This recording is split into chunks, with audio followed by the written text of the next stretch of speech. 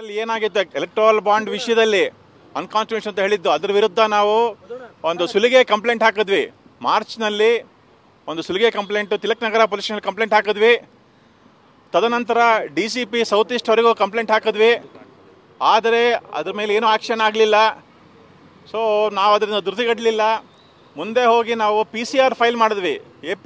Mid ಏಪ್ರಿಲಲ್ಲಿ PCR file ಮಾಡಿ 42nd ACM magistrate ಕೋರ್ಟಲ್ಲಿ file ಮಾಡಿದ್ವಿ. ಅದು special court for elected representatives. ಅಲ್ಲಿ ನಮಗೆ ಸತತವಾಗಿ ಹಿಯರಿಂಗ್ಗಳು ನಡೆದು 4 ರಿಂದ 5 ತಿಂಗಳಾದ ಮೇಲೆ ನಿನ್ನೆ ಅಂದರೆ ಸೆಪ್ಟೆಂಬರ್ 27ರಂದು ಒಂದು ಬಹಳ ಅದ್ಭುತವಾದ ಒಂದು ನ್ಯಾಯೋಚಿತವಾದ ಒಂದು ಆರ್ಡರ್ ಆಗಿದೆ. ಅದೇನಂತಂದರೆ ಸೆಕ್ಷನ್ 156(3) ಆಫ್ CRPCಲಿ ಇದು ನಾವೇನು ಕಂಪ್ಲೇಂಟ್ ಕೊಟ್ಟಿದ್ದೀವೋ ಸುಲಿಗೆ ಪ್ರಕರಣ ಅದರ ಇನ್ವೆಸ್ಟಿಗೇಷನ್ ಆಗಬೇಕು ಅಂತ ಆರ್ಡರ್ ಮಾಡಿದ್ದಾರೆ.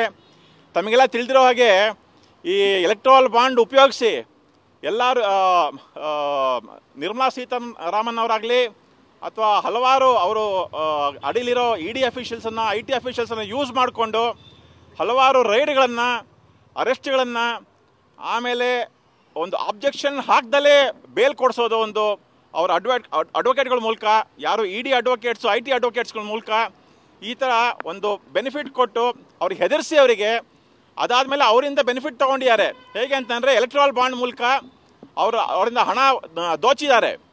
ಹೆದರಿಸಿ ಬೆದರಿಸಿ ಎಲೆಕ್ಟ್ರಲ್ ಬಾಂಡ್ ಮೂಲಕ ಹಣ ದೋಚಿದ್ದಾರೆ. ಇದು ಗುರುತರವಾದ ಅಪರಾಧ.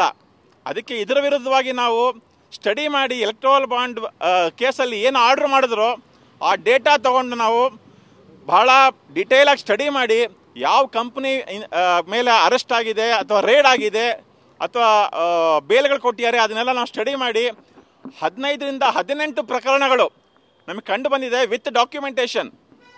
ಅದನ್ನು ನಾವು 15 ಕಂಪ್ಲೇಂಟ್ ಕೊಟ್ಟಿದ್ದೀವಿ ಇದೇ ಸ್ಟೇಷನ್ನಲ್ಲಿ. ಹಾಗೆ ನಾವು ಹೇಳಿದಾಗ ಏನು ಕಂಪ್ಲೇಂಟ್ ಅದನ್ನು ರಿಜಿಸ್ಟರ್ ಆಗಲಿಲ್ಲ. ಅದಕ್ಕೆ ಒಂದು ಕಂಪ್ಲೇಂಟ್ ತೆಗೆದುಕೊಂಡು ಅದನ್ನು ನಾವು PCR ಮಾಡಿ ಇದು ತಪ್ಪು, ಇದು ಮೇಲ್ನೋಟಕ್ಕೆ ಇದು ಅಪರಾಧ ಕಂಡು ಬಂದಿದೆ ಅಂತ ಕೋರ್ಟ್ ಹೇಳಿದ್ದನ್ನು ನಾವೀಗ ಘಂಟಾಘೋಷವಾಗಿ ಹೇಳ್ತಾ ಇದ್ದೀವಿ. ಅದರಿಂದ ಈಗ ಇವತ್ತು ಇಲ್ಲಿನ ಇನ್ಸ್ಪೆಕ್ಟರ್ ಅವರು FIR ಮಾಡಿದ್ದಾರೆ.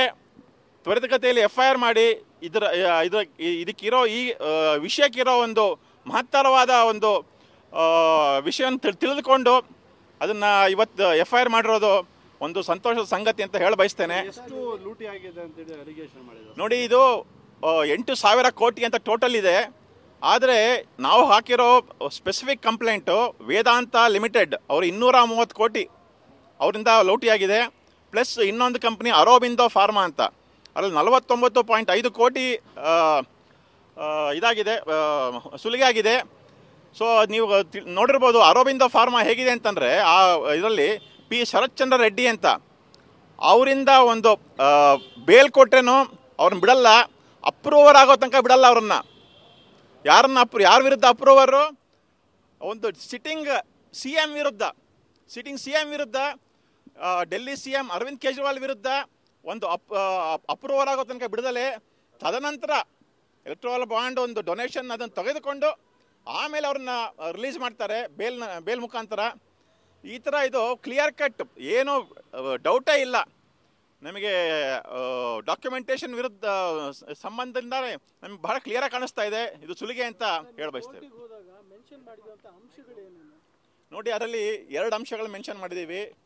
ಒಂದು 2 ಕಂಪ್ನಿ ಮೇಲೆ ವಿರುದ್ಧ ಪ್ರಕಾರ ಮೆನ್ಷನ್ ಮಾಡಿದ್ದೀವಿ. ಅದರಲ್ಲಿ ಏನಂತಂದರೆ ಹೆದರಿಸಿ ED ಅಫಿಷಿಯಲ್ಸನ್ನು ಬಿಟ್ಟು IT ಅಫಿಷಿಯಲ್ಸ್ ಬಿಟ್ಟು ಹೆದರಿಸಿ ನಾಳೆ ನಿಮ್ಮನ್ನು ರೇಡ್ ಮಾಡ್ತೀವಿ ಅಥವಾ ನಾಳೆ ನಿಮ್ಮನ್ನು ಅರೆಸ್ಟ್ ಮಾಡಿಸ್ತೀವಿ ಅಥವಾ ನಾಳೆ ನಿಮ್ಮನ್ನು ನಮಗೆ ಬೇಲ್ ಅರೆಸ್ಟ್ ಆದಮೇಲೆ ನಿಮ್ಗೆ ಬೇಲ್ ಕೊಡಲ್ಲ. ಸೊ ಆಗಬೇಕು ಅಂತ ನೀವು ನಮಗೆ ಇಷ್ಟು ದುಡ್ಡು ಕೊಡಲೇಬೇಕು, ಹೆಂಗೆ ಎಲೆಕ್ಟ್ರಲ್ ಬಾಂಡ್ ಮೂಲಕ ಅಂತ ಹೆದರಿಸಿ ಬೆದರಿಸಿ ದುಡ್ಡು ತೊಗೊಂಡಿದ್ದಾರೆ. ಈ ವಿಷಯ ಆ್ಯಕ್ಚುಲಿ ಆಚೆ ಬರ್ತಿರಲಿಲ್ಲ. ಸುಪ್ರೀಂ ಕೋರ್ಟು ಈ ಆದೇಶ ಆದಮೇಲೆ ಇದು ಆಚೆ ಬಂದಿದ್ದು. ಇಲ್ಲ ಅಂತಂದರೆ ಇದು ಮುಚ್ಚೋಗ್ತಾ ಇತ್ತು. ಎಲ್ಲರೂ ಅಂದ್ಕೊಂಡಿದ್ದು ಏನಂತ ಅಂತಂದರೆ ಯಾರು ತಪ್ಪು ಮಾಡಿ ಯಾರೋ ಇದರಲ್ಲಿ ಅಕ್ಯೂಸ್ ಯಾರಿದ್ದಾರೋ ಅವರೇ ಅಂದ್ಕೊಂಡಿದ್ರು ಅಂತಂದರೆ ಇದು ಆಚೆ ಬರಲ್ಲ. ಯಾಕೆ ಅಂದರೆ ಸುಪ್ರೀಂ ಕೋರ್ಟ್ ಯಾವತ್ತೂ ಆರ್ಡ್ರ್ ಮಾಡಲ್ಲ ಅಂತ ಒಂದು ಧೈರ್ಯದಲ್ಲಿದ್ದರು. ಆದರೆ ಅವರಿಗೆ ಅನ್ಫಾರ್ಚುನೇಟ್ಲಿ ಇಲ್ಲಿಂದ ನಮ್ಮ ಪ್ರಜೆಗಳಿಗೆ ಫಾರ್ಚುನೇಟ್ಲಿ ಇದು ಒಂದೊಳ್ಳೆ ಆರ್ಡರ್ ಬಂತು, ಎಲ್ಲ ಆಚೆ ಬಂದ್ಬಿಡ್ತು. ಅದರಿಂದ ಈ ಥರ ಒಂದು ಪ್ರಕರಣ ಆಚೆ ಬಂದಿದೆ. Thank you.